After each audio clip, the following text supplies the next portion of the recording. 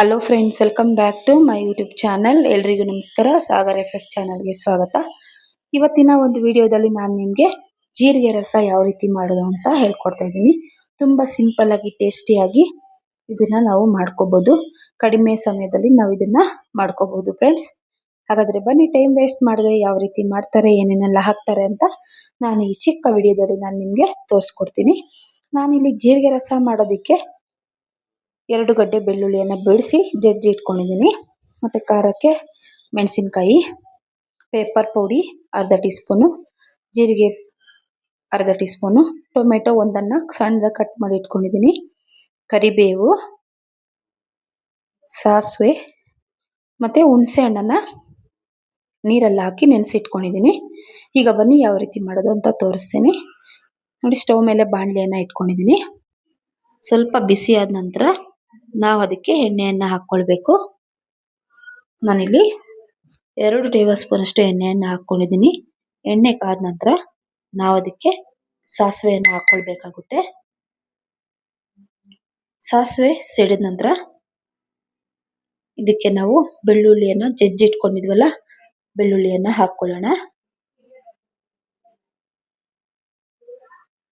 ನಂತರ ಖಾರಕ್ಕೆ ನಾನು ಒಂದು 7 ರಿಂದ 8 ಮೆಣಸಿನಕಾಯಿನ ಕಟ್ ಮಾಡಿ ಹಾಕ್ಕೊಳ್ತಾ ಇದ್ದೀನಿ. ಇದನ್ನ ನಾವು ಒಂದು 2 ನಿಮಿಷ ಫ್ರೈ ಮಾಡ್ಕೊಳ್ಳೋಣ.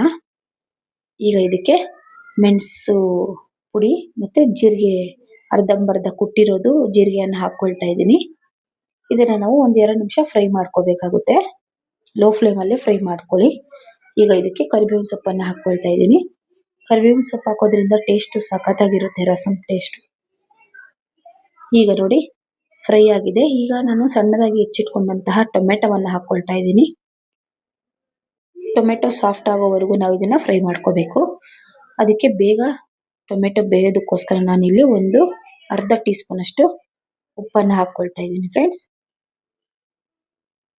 ಈ ಉಪ್ಪನ್ನು ಹಾಕೋದ್ರಿಂದ ಟೊಮೆಟೊ ಬೇಗನೂ ಬೇಯುತ್ತೆ, ಅಡುಗೆನೂ ಬೇಗ ಆಗುತ್ತೆ. ಅದಕ್ಕೋಸ್ಕರ ಹೀಗೆ ನಾವು 2 ನಿಮಿಷ ಫ್ರೈ ಮಾಡ್ಕೋಬೇಕು. ನಂತರ ಈಗ ನಾನು 1 ಚೆಂಬಷ್ಟು ನೀರನ್ನು ಹಾಕ್ಕೊಳ್ತಾ ಇದ್ದೀನಿ. ನೀವು ನೋಡ್ಕೊಳ್ಳಿ, ಜನ ಕಡಿಮೆ ಇರೋರಾದರೆ ಸ್ವಲ್ಪ ನೀರನ್ನು ಕಡಿಮೆ ಹಾಕ್ಕೊಳ್ಳಿ.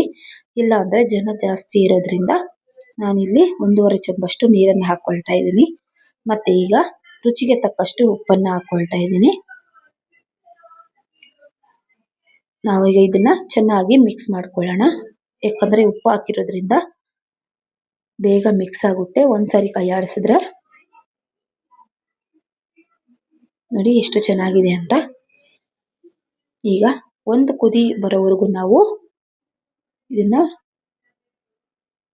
ಹಾಗೆ ಬಿಡಬೇಕು.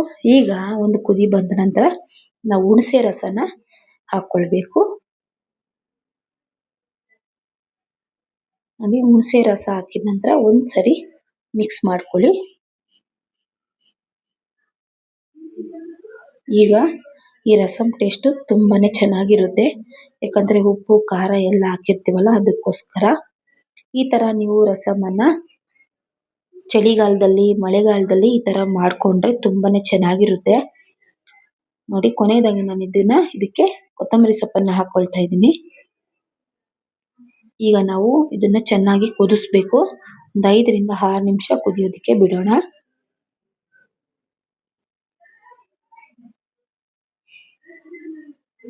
ತುಂಬ ಚೆನ್ನಾಗಿರುತ್ತೆ ಫ್ರೆಂಡ್ಸ್. ಈ ಥರ ನೀವು ರಸಮನ್ನು ಮಾಡ್ಕೊಳ್ಳಿ, ತುಂಬಾನೇ ಚೆನ್ನಾಗಿರುತ್ತೆ.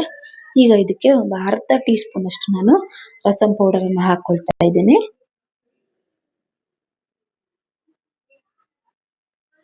ರಸಂ ಪೌಡರ್ ಹಾಕೋದ್ರಿಂದ ಟೇಸ್ಟು ಬಹಳಷ್ಟು ಚೆನ್ನಾಗಿರುತ್ತೆ. ಅದಕ್ಕೋಸ್ಕರ ಈಗ ನೀವು ನೀಟಾಗಿ ಒಂದ್ಸರಿ ಮಿಕ್ಸ್ ಮಾಡ್ಕೊಳ್ಳೋಣ. ಈ ರಸಂ ಪೌಡರ್ ಹಾಕಿರ್ತೀವಲ್ಲ, ಅದು ಗಟ್ಟಿಯಾಗಿ ಉಂಡೆ ಉಂಡೆ ಹಾಗೆ ಇದ್ಬಿಡುತ್ತೆ. ಅದಕ್ಕೆ ಒಂದ್ಸರಿ ನೀಟಾಗಿ ಮಿಕ್ಸ್ ಮಾಡ್ಕೊಳ್ಳಿ. ಮಿಕ್ಸ್ ಮಾಡ್ಕೊಳ್ತಾ ಇದನ್ನ ನಾವು ಒಂದು 2 ರಿಂದ 3 ನಿಮಿಷ ಕುದಿಯೋದಕ್ಕೆ ಬಿಡೋಣ. ಆಗ ರಸಂ ಟೇಸ್ಟ್ ತುಂಬಾನೇ ಚೆನ್ನಾಗಿರುತ್ತೆ. ನೋಡಿ, ಕುದಿತಾ ಇದೆ ರಸಮ್ಮು. ಈಗ ಇದನ್ನ ನಾವು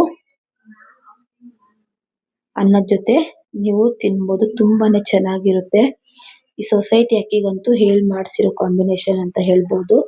ತುಂಬಾನೇ ಈ ರಸಂ ಚೆನ್ನಾಗಿರುತ್ತೆ ಫ್ರೆಂಡ್ಸ್. ನೋಡಿ ಒಂದ್ಸರಿ ಈಗ ಟೇಸ್ಟ್ ಮಾಡಿ ನೋಡಿ. ಉಪ್ಪು ಕಡಿಮೆ ಇದ್ರೆ ನೀವು ಉಪ್ಪನ್ನ ಹಾಕೋಬಹುದು, ಇಲ್ಲಾಂದ್ರೆ ಏನು ಬೇಡ. ನೋಡಿ ಇಷ್ಟೇ ಫ್ರೆಂಡ್ಸ್, ಈಗ ರಸಂ ರೆಡಿ ಆಗಿದೆ. ಇದನ್ನ ನಾವು ಅನ್ನದ ಜೊತೆಗೆ ಹಾಕೊಂಡು ತಿನ್ಬೋದು, ತುಂಬಾನೇ ಚೆನ್ನಾಗಿರುತ್ತೆ. ಈ ರಸಮನ್ನ ನೀವು ಮಸೂರಿ ಅಕ್ಕಿಗೆ ಏನಾದ್ರು ಮಾಡಿದ್ರೆ ಗಂಟಲಿ ಸಿಕ್ಕಾಕೊಂಡ್ಬಿಡುತ್ತೆ. ಇದು ನಾವು ಸೊಸೈಟಿ ಅಕ್ಕಿಯಲ್ಲಿ ಅನ್ನ ಮಾಡಿ ಅದಕ್ಕೆ ತಿಂದ್ರೆ ತುಂಬಾನೇ ಚೆನ್ನಾಗಿರುತ್ತೆ, ತುಂಬಾ ಟೇಸ್ಟಿ ಆಗಿರುತ್ತೆ. ಯಾವಾಗ್ಲೂ ಬೇಳೆ ಸಾರು ತಿಂದು ತಿಂದು ಬೋರ್ ಆಗಿದ್ರೆ ಈ ತರ ನೀವು ಜೀರಿಗೆ ರಸನ ಮಾಡಿ ತಿನ್ಬೋದು ಫ್ರೆಂಡ್ಸ್. ನೋಡಿ ಎಷ್ಟು ಚೆನ್ನಾಗಿದೆ ಅಂತ.